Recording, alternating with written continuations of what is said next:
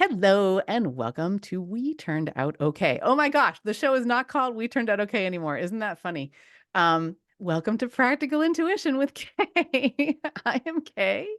I am a coach, I'm an artist, I'm an adventurer, and the point of this show, I feel like, is to help you choose from your heart and really enjoy the process of living instead of sort of feeling like you need to do what other people tell you to do, you know. And I'm here today with my friend Tom Mattox. Welcome, Tom. It's great to see you. I know you through a mutual friend of ours who introduced us or made sure that we knew each other. And like I have experienced you as of such a loving, fun presence, very artistic, and very gentle and just on a joyful journey of your own. And I'm really, really glad to bring you into our show and have a conversation with you that we can share out with the world. Thank you for being here. Oh, okay, thank you so much. That's really a touching introduction. I love that. And it's so great to be here with you, and I'm looking forward to our conversation. Yeah, yeah, me too. I am like, so usually we probably talk, I don't know, once a month, something like that, right? And this is a special month. We're recording in March. We had planned to do this podcast recording, and then yesterday, you taught a workshop that I got to attend, and I'm wondering if you'd share a little bit about that workshop and what we were doing. Yeah, and that was so much fun. And I've done a few versions of that before. And basically, what I'm trying to do in these little workshops is to help people see that they can create, that they can be artistic. They can make things that they like and they enjoy because, so many of us have been given messages that we can't. And Mm. I know you have your own story with that. And it's so amazing to see people go through these really, really simple things that I do. I don't even call them exercises necessarily. We just get the materials out and we move and we play, and magic happens every time. Yeah. Yeah, absolutely. So my experience yesterday was one of the first thing that you invited us to do. Well, after we had sort of settled into being, in the Zoom room together, the folks who were there, and we'd all had a chance to kind of share about where we were in the world and what we were up to, and it just felt like a really lovely welcoming. And then um, as we started to create, what we first did was we created like without using the end of the brush or pen or pencil that would make marks, and instead we were just creating, and the feeling of that was so lovely. It was so like relaxing and kind of amazing. And you create abstract art, so it's interesting. 'Cause I've not sort of deliberately created abstract art. The art that I usually create has form. It's quite impressionistic. And I mean, I think the reason that I felt good going into the workshop was because I knew it was you and I knew it was going to be a space that felt safe and that was going to be enjoyable. Um, because you're just a great teacher. You're a great teacher and a great guide. And it was really interesting because even with that, I was a little, you know what I mean, within myself. And um all along the way, the invitations were to be open to it, almost welcoming to any feeling that came in, and Mhm. to know that like you don't have to feel a certain way. You can make this be an experience that is simply what it is, and be open to that. And I felt real emotions. I mean, I was allowing myself to just be in that space, and I was feeling heart emotions that weren't necessarily like I wasn't analyzing them, right? Because that wasn't what we were doing. I was more just allowing myself to feel them. So if I felt a little um tender, or if I felt a little bit uh childlike, kind of I was comfortable feeling those. Whereas, I used to run away from feelings that I didn't necessarily know what they were or wanted to feel. And um, I ended up creating something that I enjoyed the creation of, and that I love looking at. Like it makes me think about the time together, you know? Yeah, I love hearing that. I love that the way you describe the experience and that you did something that you love looking at now. That would not have been created had we not all been together. And the little exercise that you were describing that we did was something that came to me in the spur of the moment. I've never done that before, but I got to thinking about, you know, because when I paint, I would say like at least half, if we can quantify it, of the joy that I feel is just the movement, Mm, the moving of is so wonderful. And when you're moving that way with a piece of paper or whatever you're using as your material, pen, paintbrush, and you're not actually putting anything down, you can really experience that freedom and that joy of movement in a really pure way because you can't have any expectations. It just takes that off the table yeah. of what you're creating. You can't judge what you're creating because you can't see what you're creating, but you're moving and you're doing. If you get into what I was talking about as we were doing that is if there was a goal to it, you're getting into the feeling of movement, which you can be unconscious of Mm, as you could draw all your life and paint and maybe not even be all that conscious of the movement that you're making, mm, yeah. right? And so you get into that feeling of the movement and the freedom that can feel in that moment, which is this nice feeling to feel free and do it in a way that move in a way that's enjoyable. Mm. You know what's coming up for Yeah. me? When when we started, so my kids are now 23 and 19, and when our 23-year-old was 7, we began homeschooling, and we did that. We sort of thought of it as like he was allergic to school. I mean, he really lost his personality and his zest for life.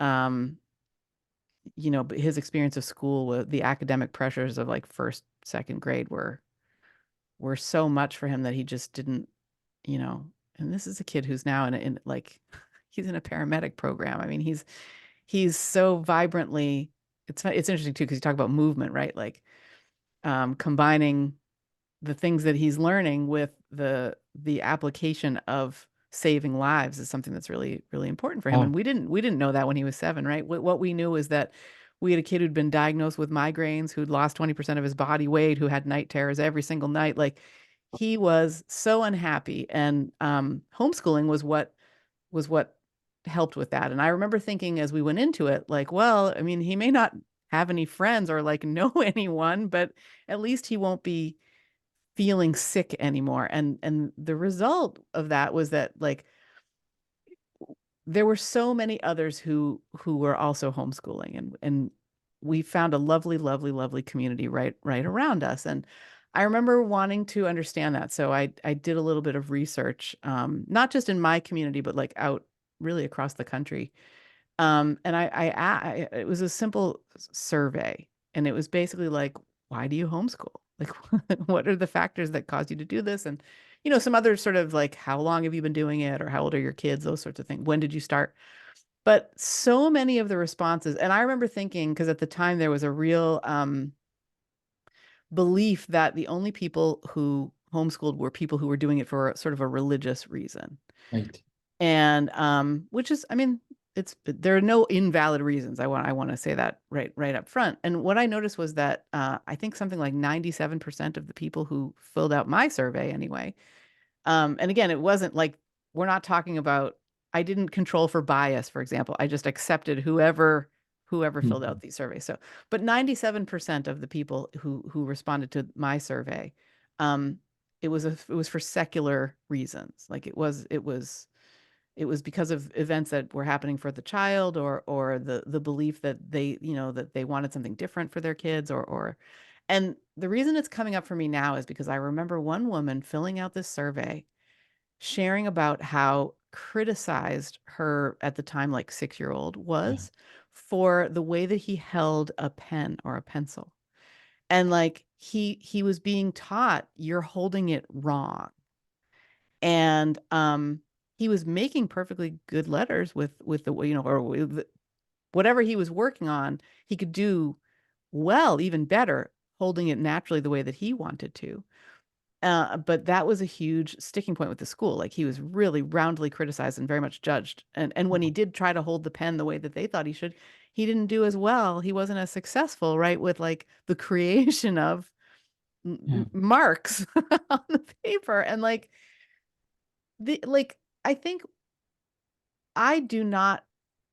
Actually, it's funny because I do remember, as I think about it, I remember being like a second grader in Massachusetts and sort of having to, like, they stuck those like triangular thing grips on the pencil to make me do it the way that they wanted me to do it, right? And I do remember feeling really, as I think about it, pretty criticized for the way that I was attempting to write. And like, uh, when I think when we grow up like that, when we get to adulthood, just Hmm. the simple letting ourselves make movements Yes. and like just the freedom of that was really amazing, you know? Yeah. Yeah. Yeah. And one of the other people who was, in our small group said they kind of got into almost like a trance-like state. Yeah. So it's so interesting where it's go. Like the design, if you even want to call it a design, because it just came to me. I didn't think about it. I didn't think about why we were doing or why it would be beneficial. Just that thought, oh, this sounds different. This sounds like fun.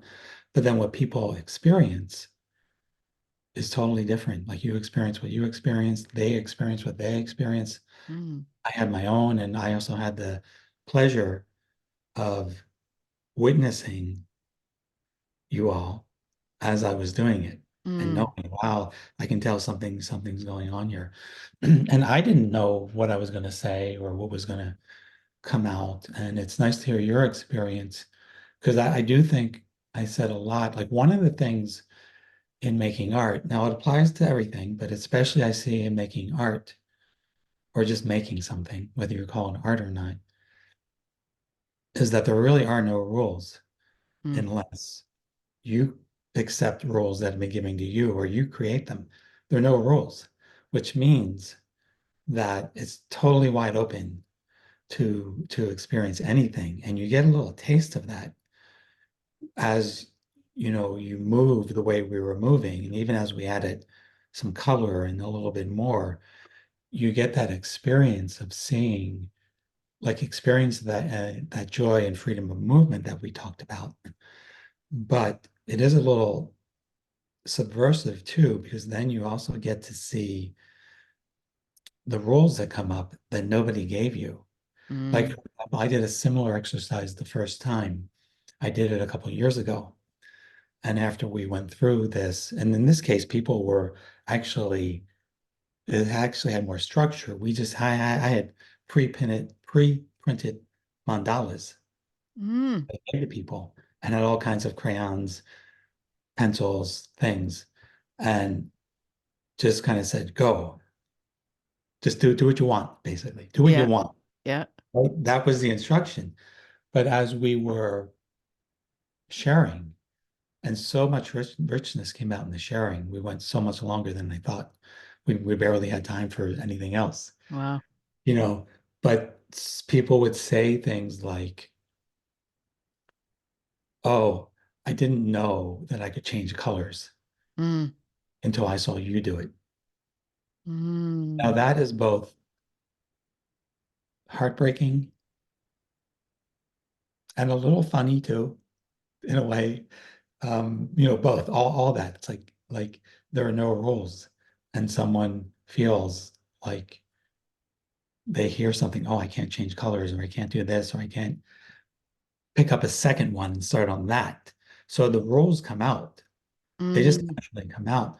And so that becomes an opportunity to invite people to see that phenomenon happening. Yes. And the fact, though, was so beautiful about that is the fact is they saw that without any prompting. Yeah. They saw that they made up a rule and they would go, oh, that's not a rule. I found myself saying to this person, and I reflect on that a lot since, that the idea that I can't change colors or I can't do something different in the space of no rules is just a thought. Yeah. And here's the great part about that. It's not even their thought. It's a thought that they were given to them when they were a child.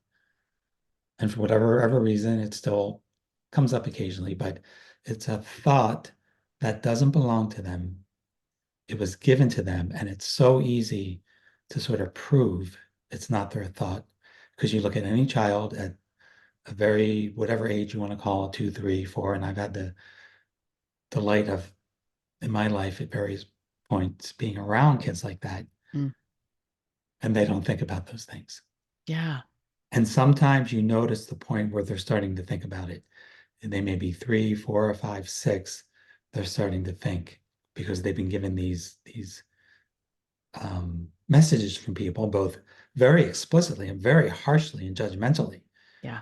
Wow, like we've all had those, like you described. And sometimes it's just very subtle. Yep. Yep. Almost like Mm.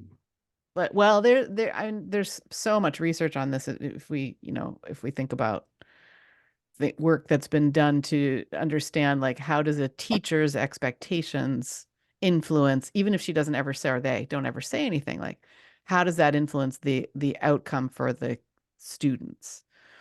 And I mean, I see that. I love this idea that you're sharing that like the rules come up. If Hmm. even if we don't if we sort of are told there's no rules and you don't have to worry about rules, there are things and I think what you're saying is when you talk about thoughts, that really the what a rule is that we've internalized is thoughts, and they're often not our own. I mean, they're, Yes. when we were little, we didn't worry about those things until it was brought to our attention that we'd better. Yeah. Yeah. And Yeah. go ahead. And there's another one thing I want to say about what would you have, how you shared your experience, and it's very good for me to hear because for me, it's been years, at least 10, 15 or more years, where I go into like enter into making something, Hmm. start making something. And it's so free and clear for me that sometimes I do need to remember that even a simple exercise like that, where we're just trying to have fun, um, people can have all different kinds of experiences. Mm, Like they can approach that even from, a range of just mild uncomfortableness to maybe even a moment of terror. yeah. So I think is a lot of reason why people will never, not never, I don't want to say that, but as an adult, I believe a lot of people won't even try things or start things because that those feelings are there. So I did it so much more intuitively, but you're right. I was throughout the whole thing almost constantly saying like whatever you're experiencing is okay. And um, Yeah. one of the things that you can learn in this sort of time together with other people is you can learn that those thoughts and feelings that come up, which are not, by the way, as we know, they're not confined to art. Like it's our whole life, Yeah. big and Yeah. small ways. But we can also have the experience of having some of those thoughts and feelings that we would call negative or painful. We can have the experience of actually letting them be there and seeing that it's safe. Yes. And that, I mean, that goes way beyond art, Yeah. Yeah. goes beyond that. I mean, when we give something our attention, it grows. Hmm. right? And when we can sit with negative or painful, scary thoughts, overwhelming thoughts, and not pay them attention, just be okay with them in our body or in our, Yeah. in the room somehow. And like what I've learned to do for myself is to say, isn't that fascinating? I Hmm. wonder how this will change. I wonder what will be next, kind of a thing. Yeah. And to sort of be very objective with it and not give it like not become engaged with it, not give it any attention in that way. And it doesn't grow. Instead, I can feel it ebbing or I can feel how it becomes a different thought. You know what I mean? It's really to be able to have that awareness is such a gift. And when I think about we were talking about the time change, and I think this might be an Yeah. Yeah. interesting, um when I think about my own growth in the last couple of years, I've really become much, much more aware of my thoughts. And like, I was just saying to uh, a loved one in my world that I've been reflecting a lot on the idea, if you don't like the weather in New England, wait a minute, right? Because new weather will come up if you just Yeah. give it a moment. And the same is true for thoughts. Like if there's a thought in my head that I'm not enjoying, if I engage with it, I'm going to make it stick around longer. If I let it be, if I just wait, it will go away on its own. It'll move on. And I had to learn that. Yeah. Yeah. Yeah, totally. And we were talking a little bit about the time change too. Yep. And I apologize in advance if I offend anyone. But I find a lot of it just the discussion the past couple of years just funny. Mm. Time change. About regarding the time change, you mean? Yeah, and how horrible it is. And then now that's why I want to apologize if it offends anyone, because I do know that certain people, certain jobs, certain lives, it does really impact them. Yeah. It does. At the same time, it seems like there's been this kind of tsunami the past couple of years of chatter about it and let's do something about it. And it's been going on like all our lives. Mm. So I feel like, again, I'm kind of projecting a little bit. We go back to this whole idea of our thoughts. People are suffering over it when it's not happening, Yeah. suffering over it in the lead up to it. And when they think about it and they talk about it. And they just the aspect of it. So you take a situation that does cause, for some people, does cause real pain, real impact, but then it gets amplified by all this chatter and thought about it. And now, the government's working on it. And here in Oregon, we went from creating a law a couple of years ago to go on permanent daylight savings time to um, now creating a law, which didn't go into effect because it doesn't go into effect till the whole country does it. And Oh. now that the whole country is not doing it, they're going the other direction and having permanent standard time Oh. because we don't need federal approval for that. So it's like the solution is night and day, Yeah. but it's just kind of like we got to stop the change of time. We got to stop the change of time. And I understand like that does impact people, but it's just thought like there's so much being made of it. Yeah. And maybe the part I find funny again, maybe I over apologize for offending people, but people will take trips across the country and across the world that have more impact than an hour time change. And very few people say, well, I'm not going to take that trip to France because, you Because know, of the 6 hour time change or something. it's all Yeah. the time change. Yeah. But it is an example of maybe like something that has some reality to it, but then gets maybe blown a little bit way out of proportion. And there's now suffering over all the thinking about it and all the hand Yeah. wringing. Well, so this is what But that's as my we're, thing. yeah. And thank you so much for going someplace, even if it feels a little bit uncomfortable, like, right. Yeah.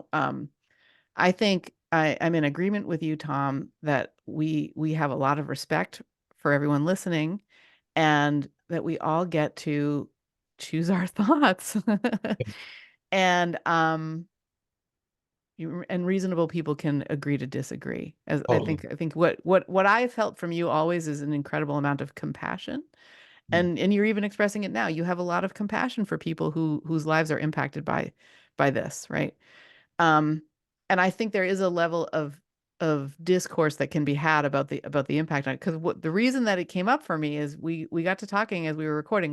We were recording this just a week or two before the time changes from uh, standard time to daylight savings time, which means that we will spring ahead in the United States and or most of the United States. And there's an adjustment really that has to do with it's not dark when we, at 6 o'clock in the morning right now, but it will be dark at 6 o'clock in the morning in a couple of weeks. And just how, so I was sharing, and I think this is a really interesting kind of focus for our conversation because in addition to being an art teacher and kind of a guide in that way, you're also um, a coach, right? Who you in the one of the things that you coach around is we are not our thoughts. Right. We can we can feel empowered to know that because we can decide which thoughts we're going to engage with and which we're not. Basically, I don't know if you Yeah. would say it differently, but Yeah, for sure. Yes. yeah, yeah, cool. And so what I've been noticing inside myself is that I'm having a little trepidation about what Yeah. will it be like to wake up in the dark? You know what I mean? And even though I'm quite happy, like I'm routinely up before 6 o'clock, right? So I am waking up, getting up in the dark. I'm enjoying that, and at the same time, I'm sort of like I'm hearing these thoughts of like, oh God, it's all changing, right? Um and you know what, where maybe I think it could be an interesting place to bring focus is uh on those feelings within oneself of empowerment or like the opposite of that. I don't know if that feels like where you want to go, Tom, but that would be I would have a curiosity about that talking with you. Yeah. And what you're talking about is just such a good example. And you can take any example in life. So my approach with people in like the educational type things that I do is the first thing, um, and then this is really important. Like you never want to, and you can do this so easily inadvertently, you never want to like invalidate people's emotions or their suffering, Yeah. right? Yeah. So important because if you do that, you've just shut down the whole thing and you're just creating more suffering than anything. Yeah. And So someone's experience is their experience and is that their is really experience, yes. okay. Yeah. Yeah. And at the same time, my feeling just in my own radar and antenna and sort of what I see going on in the world. And, this is all made up too. We have to remember this. Everything I say is made up.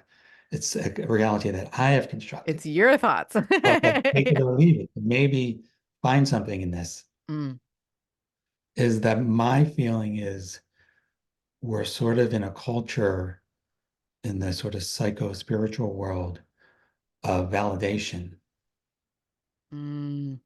and not going too far beyond the validation.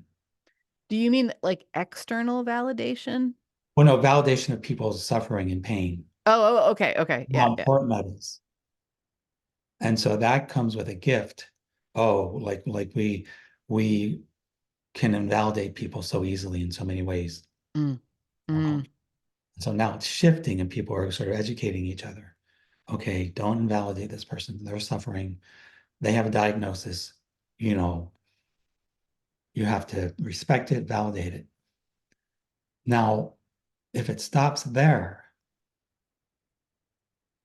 then at least in my case, the person's being validated, but they're still suffering. mm, And there is an answer. There's an answer to everything.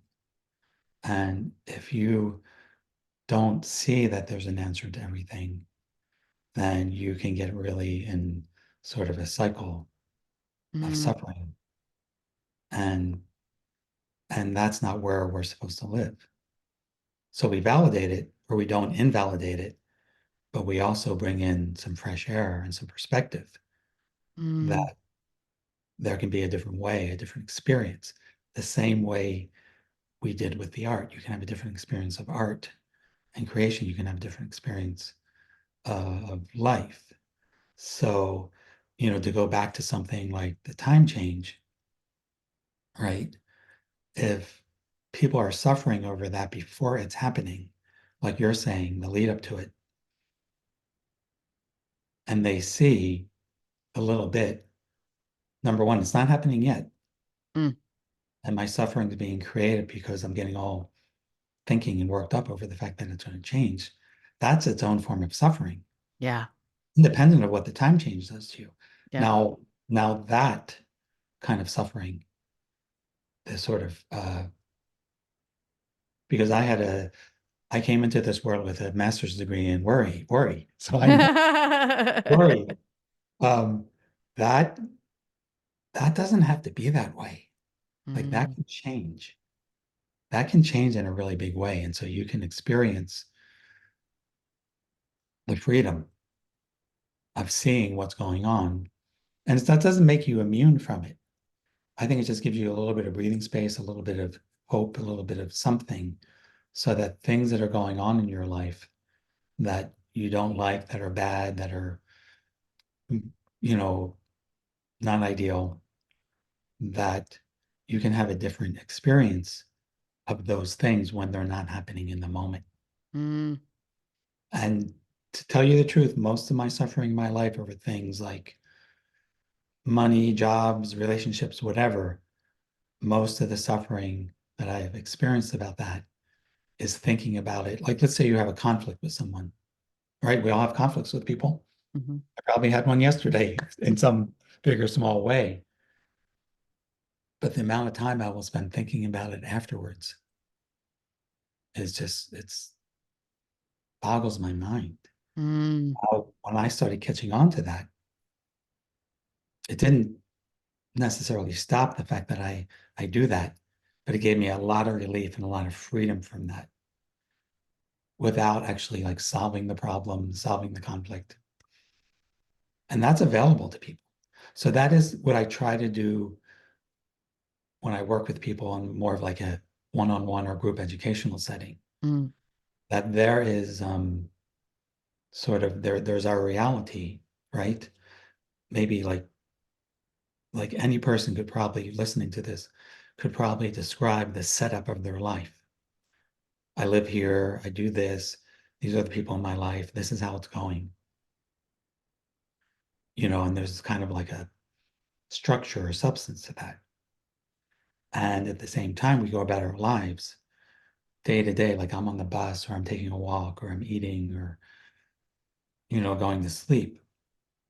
And the amount of thinking we can do about those things in a really suffering way mm, is immense.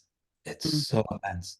And that's kind of what people can start to see. They can start to see that their relationship to the things happening in their lives can change without their situation changing. And then mm. ironically, a lot of times those situations change in a really healthy way. Right. That is so interesting. Yeah, I mean, really what you're describing is the idea of being able to put down things that have been derailing us. And when we do that, we like and just being open to not trying to control, right? Just Yes. just simply being open to whatever, however the situation resolves without anticipating it or because that all of that is real suffering, right? Yeah. And And one, so and one of the causes of suffering is trying to control things. Is yes. mind, which is uncontrollable. So So I just that, yeah, saying that and letting go of that a little bit is a big relief. I mean so I know for myself, Mhm.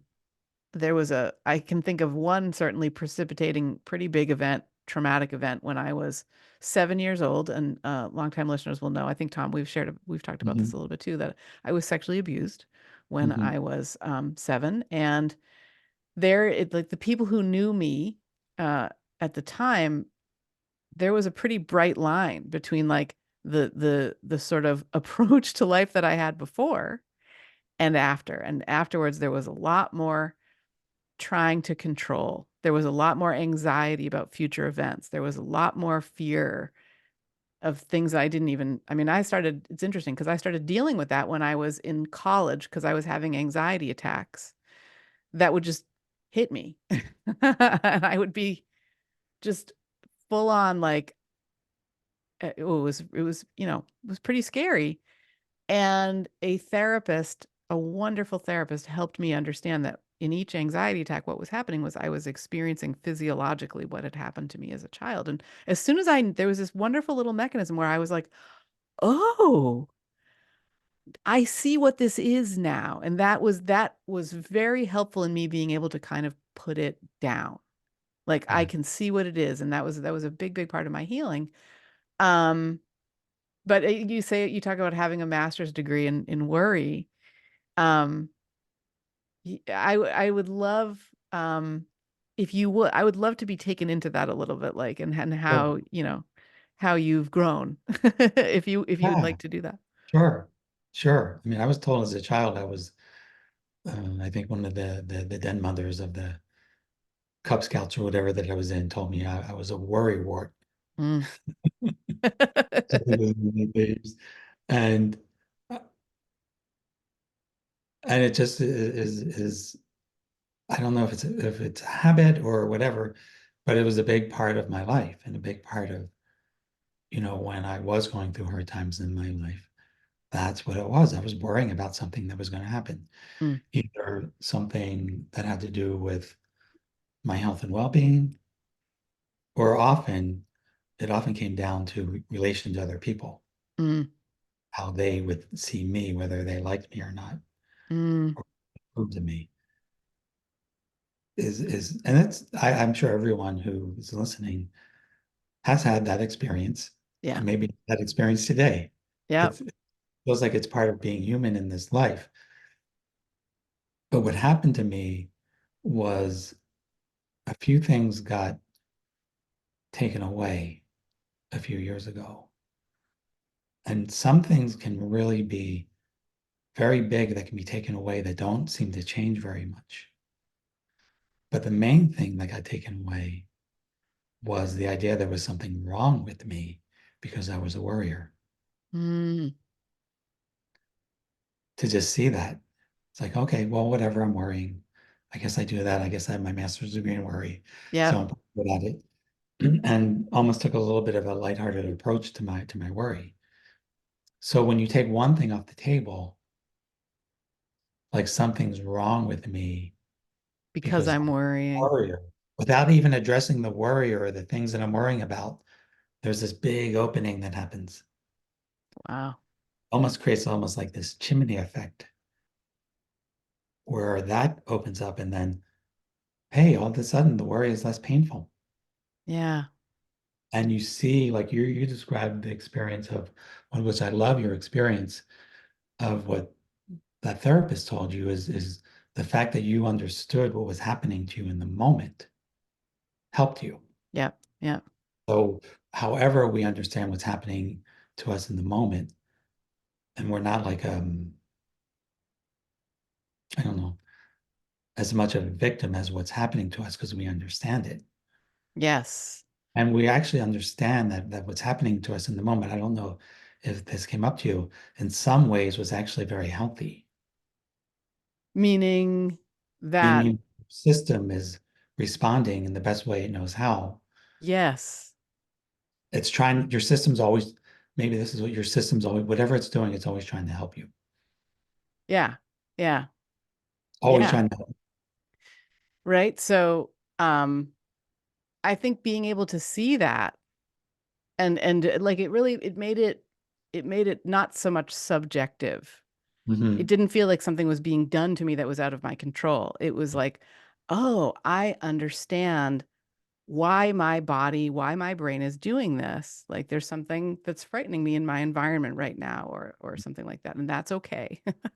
Right. And to be so, what you're describing is like for you the idea that you could say, well, I got a master's degree in worrying. It's okay. Like it's a way of making it not this prickly thing that you are like being poked by all the time. Instead, you can just you can look past it because it's like it's it's all right. Yeah. And to go back to what we're saying, you also understand like I think when our minds are worrying, it's trying to help in the best way it knows how. Yes. Yeah. Really feels it's helpful. Yeah. And then when you catch on to that, it's like, oh, you're trying to help. Thank you. It's not helpful, but thank you. Thank you for trying to help. Now I know. And you know, I can't make you go away. You'll probably come back in a few minutes and okay. Yep. Yep. Well, So yeah, I know like this has come up for me, kind of again and again since we had a conversation a couple of months ago where you had a really bad cold, like with a wicked mhm. cough. And Yes. can you talk about that? Yeah. What we And discussed in that? this is another great way to see what I learned and what I was talking about is even something like a physical thing, a physical pain, a cold. Now, I've been blessed in my life that I haven't had um, very much extreme of that. So I definitely, anyone who's suffering in that way, just A lot of compassion for a lot of for compassion. someone like that. Yeah, absolutely. Again, don't take it anything that I'm saying as like invalidating that at all. Um, but what I learned a few years ago was I was laying in bed one night and I had like some pain, very minor, but like sort of on the equivalency of a moderate headache, right? That was the level. Mm, And, I wasn't sleeping yet and I was laying down and I was having these thoughts like, oh, this has been going on for an hour. I wonder if this is going to go on all night. And when I realized that, I had this experience of being brought into the present moment, where I was just experiencing laying in bed with this bit of pain, and the experience of the pain was totally different. mm, Like my suffering over that pain dropped and my mind reset. It's like, oh, I'm just experiencing this pain right now. I don't like it, but it's not horrible. I don't like it. It's not horrible. It's just now. And I stopped thinking about the before and the after. yeah. Yeah. And Yeah. so those thoughts that we have about the past and the future are part of our experience that looks absolutely seamless. Yes. I'm just suffering bad with a pain because I have this pain. And yet when I realized there was a slightly different story to that or a perspective to it, I had a different experience of the pain. Yeah. I went to sleep. So when I had this cold a couple of months ago, which is the worst cold I think I've had maybe in my life that I remember, Mm, that I was coughing, it felt like almost again the way we talk about things. I would have said I was coughing constantly, yep. but I wasn't. I was coughing 40 seconds out of a minute, but I wasn't coughing constantly. Made a difference to just see it for what it was. Yeah. And so I had this experience and I hated it. But the fact that as I was coughing, I could notice, yeah, I'm also thinking about this in a way that's not nice. Yeah. I could just have the experience of just coughing and just not liking the coughing, but a lot of the suffering got taken off the table. And in those 20 seconds when I was not coughing at all, I had this beautiful experience of like, I'm not coughing. Like I don't Yeah. have a cold for these 20 seconds. It was Yeah. great. And then I Yeah. start coughing again. Yep. So one of the things that we can really, another place that we can experience a great deal of freedom and healing in our lives is to notice the in-between times when it's not happening. Yeah. And when we notice the gaps in even our thinking, that can be like for me, very repetitive, very almost constant when I would be in some kind of conflictual situation at work, for example. But like the coughing, there were breaks. Mm, You start to notice the breaks. The way I see it is in that moment, you've experienced a momentary healing of whatever you're experiencing. yeah. Yeah. The thing about me, to me, healing can be, this is so big. I don't even know if I can explain this to people, but healing of things that are even like lifelong depression, anxiety, all those things that so many people suffer from. Healing can happen in 10 seconds, even if you go right back to the way it was a minute ago. Wow, when you start to see that, and if you haven't experienced, you may have no idea, you might think I'm crazy, have no idea what I'm talking about. But that changed my life. Mm, It changed my life when I realized that my mental suffering would stop for 20 seconds. yep. And then all of a sudden you get curious about, instead of saying, oh yeah, I felt better for 10 seconds, now I felt worse. I'm still in the same thing. Instead, I got curious about, oh my God, what made that? And really, if you're listening to this, this might be the best thing you hear in your life. If you feel bad and you feel better for a little bit, if you just get a little curious, first of all, to notice the phenomenon that you're in a either neutral or nicer state for a short while, and you get curious about what inside you makes that possible, Mm, your life may change in a big way. Because that's what happened to me. And Kay, I wish I could just keep, I'm trying to explain it, and I wish I could just give it to everyone I know. mm, Because that little bit of discovery, seeing that, changed my life, even though every day I still get, up till now, I can still get, I worry, I get depressed, I get anxious, I get insecure all throughout the day. But each instance ends. There's a period of calm and beauty or just neutrality. Then another one of those will start up again. And I honestly I don't care. mm, I don't care that I get depressed. I don't care that I get worried. It just makes me a human like everybody else. yeah. I'm not special.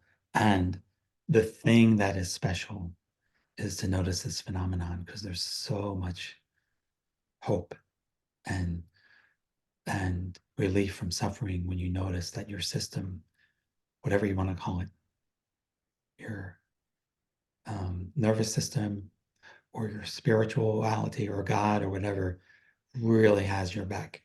Yeah. Really Yeah. holding thing. It's taking care of you in your suffering.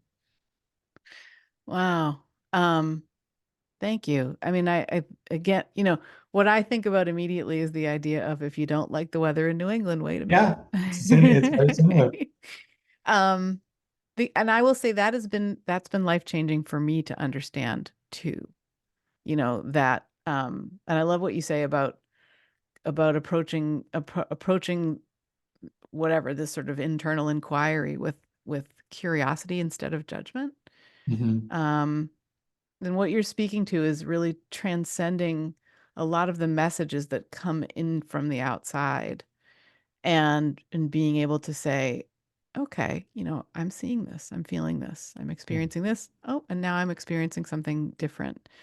And when we do that, well, there's a couple of things that come up for me. One is that when someone else says or does something that maybe we had previously felt angry or frustrated about, like what I've noticed happening is it's much easier when I have this understanding inside myself, it's much easier to see a fellow human suffering rather than be insulted about what they're saying or doing to me. Because I am very curious about what's going on for them. Wow, they must be really feeling something hard right now for them to be, Yeah. emoting in this way, whatever that looks like. And then then it feels like it's there's a place of coming to them with curiosity and saying like, what's going on? Is everything okay? You know what I mean? And giving the opportunity for someone to share about how they're feeling without uh without taking anything that they say personally, because that Yeah. that is also a learned for me, that's been a learned behavior. It's just, Yeah. you know. Yeah. I love what you said about judgment too. And so with regard to other people, just like ourselves, like whatever, their mind, body, spirit system, whatever you want to call it, right? In that moment is trying to do the best thing that they know in that moment to do. It could be horribly painful to themselves and someone else, but that's like the best thing you see in the moment. So we can look at other people when we have presence of mind and see, oh, they're really doing what looks like a good idea to them. And if we see them with that rather than judgment, because the judgment never helps. Yeah. Our judgment on the people never helps. It can feel good in a certain way. We might say it feels good, you know, but it really is a form of suffering. And if we can look at another person who's doing something we don't like or is, even threatening to us, um, if we can see that they're doing what they think is best and we're not necessarily judging them. I'm not saying this is easy to do. Like All right. Yeah, I'm not there's saying I can even do this like 1% of the time, but sometimes I can. And again, little things, small little things, victories can make a major impact on your life. Even mm, if you say once a day with someone, like yeah. you can maybe see it a little more easily when you're out in public. Like I go out to a coffee shop almost every morning to paint, where there's just this wide range of humanity. And more, you're seeing people hanging out who appear to have like a lot of possessions with them, who are talking to themselves. Mm, And if you see other people, they're just doing, and then just people who are business people or people like me who go to paint, who might be rude to the cashier, but from a distance, you can see it operating maybe a little more. It's like, oh, they're just doing what they think is best. And we can have compassion for people. And yeah. that's a whole different ballgame. Yeah. Yeah. Um, a part of my journey was having it. I can't, I'm trying to think what I can share and what I really can't. Yeah. So very publicly humiliated at about 50 years old in a very public place, and Yeah.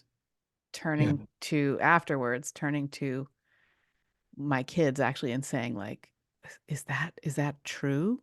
Is that true? What this person was saying about me, is that true? And they were like, no, no, that's just where they are right now. And that really was helpful for me to be able to say to myself, okay, this is not about me at all. This is about their thoughts about this situation, or whatever's going on.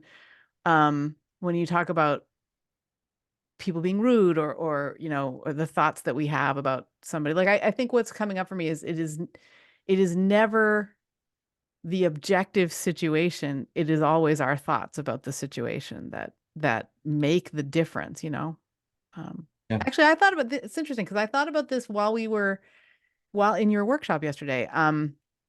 There's a great book by a woman named Amy Herman. I'm pretty sure her name is Amy. It's Amy something. I think it's Herman, called Visual Intelligence.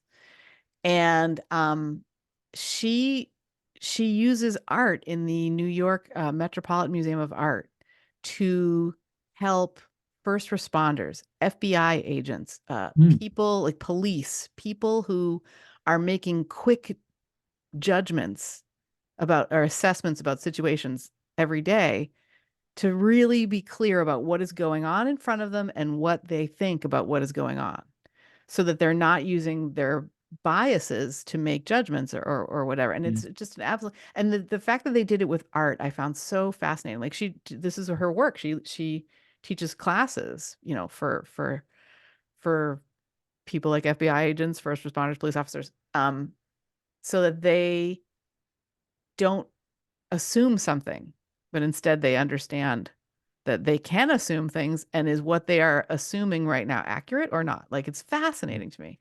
Yeah. Um, and bring it back to art too, because I think as we're kind of getting ready to wrap up, I think my curiosity for you is like, has art or the creation of art for you been helpful on your journey of like understanding that you're not your thoughts and understanding that you have some control over how you respond to events, the kind of all the things we've been talking about? Yeah. Well, I would say kind of no and yes. And part of Mm. the thing that happened to me, and maybe this can be another discussion, I fell into this making of art in a very dramatic, instantaneous way.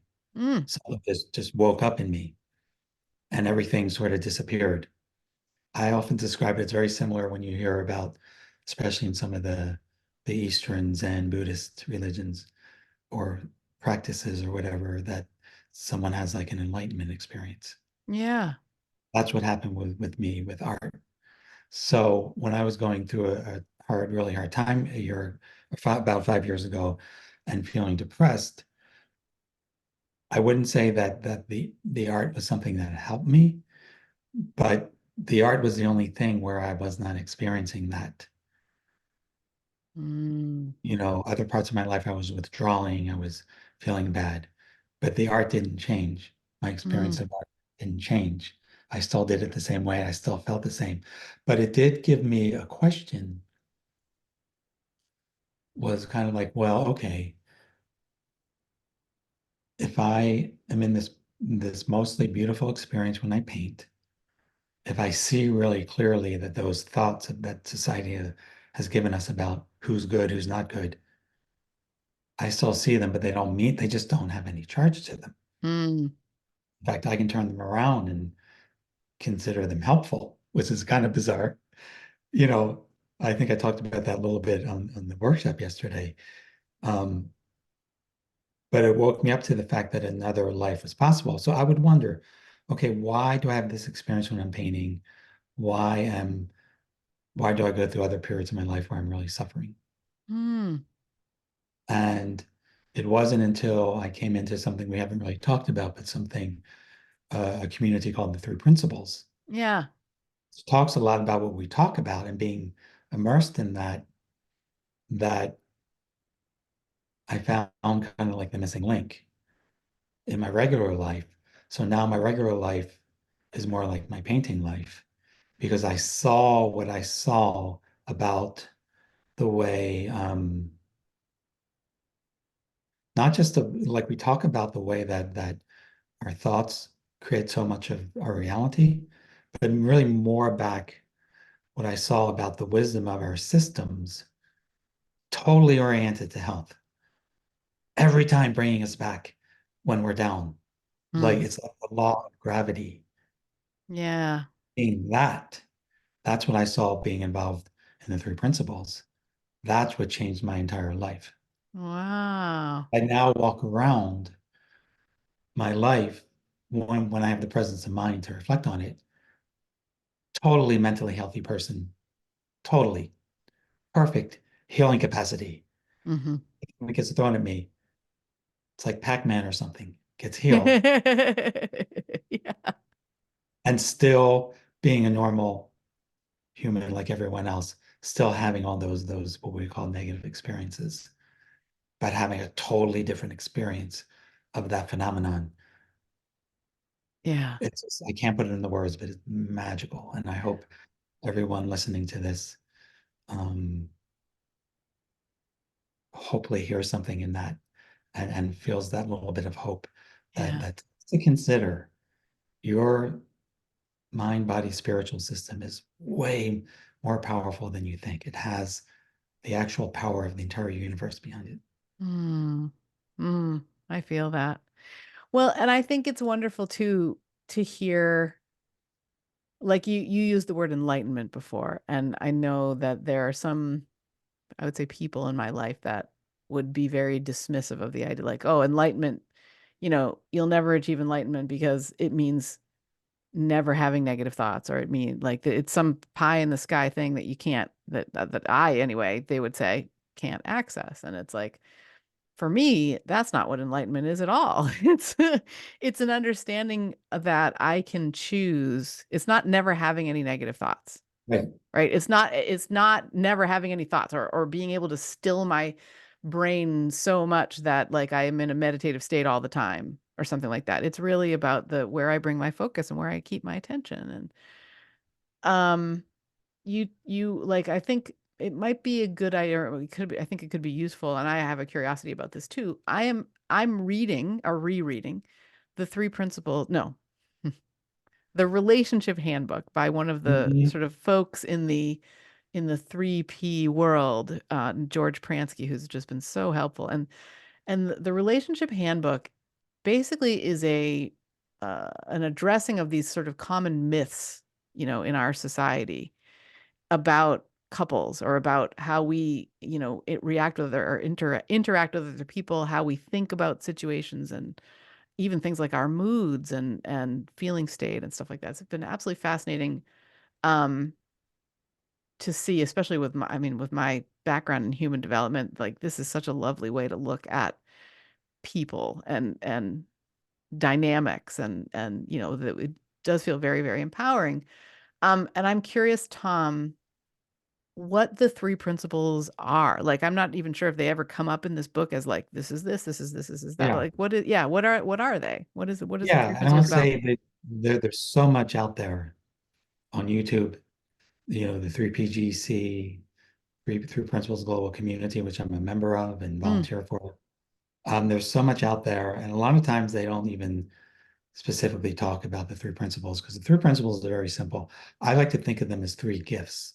mm, Everyone has, and one is just the gift of basically it's just some people would call it God. A lot of people do in the three principles community call it God.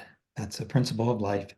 It's basically the energy and totality of the entire universe. mm, So that and that there's intelligence to the universe.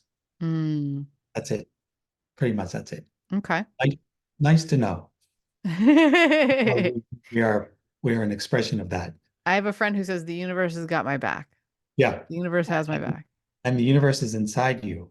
That's really Mm, important. It's inside mm, and outside. So that's one gift or principle. okay. The second gift or principle is just the gift of being aware of life. Mm. Again, very simple. Everyone has it. Not a lot to really say about it. This I- awareness. And then the third gift and the third principle does sometimes I think get a little muddled, and it's where a lot of the juice is Mm, in this. And we've talked about it a lot, but the third gift or principle is thought. Now, mm. thought is like kind of an unfortunate word, I think, because it's not really, I think, what we typically think of thought. It's more of we have the capacity to think. Okay. It's the power of our mind, the generating power of our mind to create all the content that it creates. Mm, So that's a gift, right? We all have the same, we have different intelligences and different experience, and everything, but we all have the power to perceive, to identify things, to think about them, to create meaning. So whatever it is in us that allows that to be possible, that's the third principle or gift. wow. So again, everyone has it. Good to know. May mean something to you, may not mean anything to you. Yeah. But when people get in and they start reflecting on it, then what comes out of almost like secondarily out of the three principles are some of the ideas we talked about, like the health of the system, Hmm. just becomes like totally obvious to you. The power of seeing that you're thinking about something and the thinking about it is actually creating the suffering or the joy Yeah. in addition to whatever is happening. Um, the idea that there's this, it opens up this tremendous feeling of hope that I always sort of poo-pooed hope. Like, oh yeah, Mm, that's just wishful thinking or something. But no, hope is a very alive force. It can drive you to do anything to get through anything that you're mm, having a hard time. So I think in the principles world, there are these three things that Sydney Banks, who was the original teacher, talks about. But then a lot of times I'll just say, like, oh, forget about everything I said. Look within yourself and see what you find. mm. And if You, you oh, sorry, go ahead. and if you do that on an inconsistent basis, yeah, you might find some things you don't like sometimes, but you're going to find what beautiful, miraculous things every human being has inside them. Hmm. It's just a matter of looking, being interested, maybe developing it as a habit or just being like persistent with it. There's so much beauty inside of us. Oh my God, it's all there for the taking. Yeah. And we have it if we want Yeah. a lot of the time. Maybe not all the time, maybe, but we can have way, way more than we've experienced. All of us Yeah. can have Yeah. that way more. It's just there for the taking so much of the time. You know what's really interesting? So one time, and we'll see if I get this right. Uh, you shared a story about someone in the Three Principles community who was attempting to teach, who was doing actually a good job at teaching kids the Hmm. three principles. And you were like, you went to them and you were like, how do you do that? And basically they said, well, do you know right from wrong? And you were Yeah, like, yeah. And they were like, that's it. Like teaching someone to consult within themselves about, and exactly. for it's because this has really, really come up for me a lot. Like I will sometimes think if I'm being harsh on myself or if I'm feeling judgmental instead of curious about something going on inside me or somebody that I know or events or whatever, to be able to come back to the idea of if I'm allowing myself to know what's right from wrong here, Yeah, like that I will choose naturally different things. I will choose things that support my well-being, for example. And knowing that it is not right for me to take on somebody else's pain or like the thing, it's just I think there's a lot of different facets of this and people are going to experience it in their own way. For me, a lot of the idea of knowing right from wrong has really come down to not judging either myself or others. And it's really, really, and instead just being, because right is feelings of hope. Right is the sort of asking a question or coming with curiosity or saying to someone, you know, uh, I hear you and I see yeah. you. Like it's so interesting what right quote right from wrong has been in myself. And I love that you reminded me of that because I had been through so much in the Three Principles community, had such joy and transformation. But when that guy told me that in a little group, I felt this amazing feeling because, like for me, I think most people, if you ask them, do you know the difference between right and wrong? They'll say, yeah, I do. Mm. Now, the thing is, if you take a moment, slow down, and you consider where you just looked, Mm. you know that answer, that's another way of saying that's the secret Mm. because you just looked within yourself and you found something that you're really sure of. And that place that you just looked is the same place that it's just another, it's kind of like an entry point. It's the same place where you're always looking. Yep. So if you look within for anything or just look within, you'll find things. It's kind of like another way I like to say it is you learn uh, that if you're hungry and you're blessed, not everyone is obviously blessed with food, but if you're hungry and you're blessed with a food and a refrigerator, you always know what to do when you're hungry. Yeah. Yeah. You just know what to do. You go to the refrigerator, you get some food. Yeah. You may like it, you may not. It could be cheesecake or it could be olives or whatever. Yeah. And when you know where to look and you know that you have food, then you know what to do when you're hungry. Wow. So when you're suffering or you're just having a hard time or annoyed, and you have the presence of mind, this is where consciousness comes in. We don't always have that. And you know sort of what to do, where to look, and you just notice things happening that are helpful inside you. It's just like really good to know. Yeah. You'll know what to do. I mean, To do. yeah. Wow. Wow, wow, wow. Yeah. Oh, Tom, thank you. This has gone so quickly. Yeah, I know. I know. What This a has been great awesome, Kate. conversation. Yeah. It was really nice being with you. I am so glad that that we made this happen. We've been talking about it for a bit. I'm really, really glad we did it. And I am grateful in this moment to you listening as well and watching. It's really fun to kind of bring you Tom. And you can find, if you want to connect with Tom, you can go to, I'm going to spell it. So tommattox.com, which is TOMMATTOX.com. Or in Instagram, which is where one of the places where I enjoy engaging with you, Tom. You are at tom.mattox, Mattox. Um, yeah, and I think like what so we didn't really get a chance to talk about this. So I think I'm going to invite people to go and experience it themselves. But Tom, and I have one. Tom is doing something called the Postcard Project. And that means that oh, he's reaching and grabbing for at least one, I would say at least one postcard. So oh my gosh, a whole bunch. So what happens? Holy mackerel, like a whole bunch. Oh, these are such fun. Oh my goodness. I'll put the link to the video in here so folks listening can see. Um, so what happens is if you would like a postcard that Tom has created an original art creation of Tom's, you just say in Instagram, "Hey, I would yes, please." And Tom periodically sends batches out. And I have one. And what's fun, I remember you saying on the back of mine something like, "I made it in this orientation with some arrows, but you can put it up any way you like." Like that's really fun too. So yeah, find him, engage with him.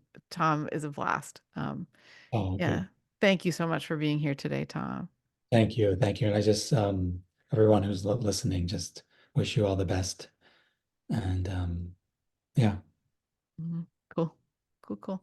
And I like to end every show with a huge thank you for our producer. He is now really the person who he kind of oversees as I have gained more experience and more ability to like mix the show and do those things myself. But he is always a wonderful, warm presence in the background. He is not just our producer, but he is the 26-time winner of the Husband of the Year award, Benjamin Kolp. And again, thank you everyone so much for listening and for watching. We will see you next time.